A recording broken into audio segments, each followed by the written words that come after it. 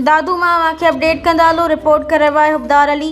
दादू police जो ॾोहारियुनि ख़िलाफ़ operation अलमीज़ान जारी। SSP दादू कैप्टन रिटायर्ड अमीर सऊद मक्सी फ्रंट सां लीड कंदे ऑपरेशन में जवाननि सां गॾु मौजूद।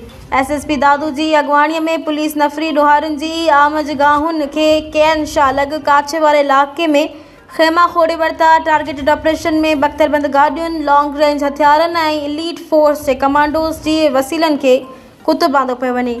अड़ांगनि रस्तनि तां गुज़रंदे सुबुह सवेर माडो मोरी जे खूह, शेख नोएते, बोरी नई ऐं मुझाड़ वारनि इलाइक़नि में ॾोहारियुनि जे ठिकाणनि ॾांहुं पेशक़दमी कई पई।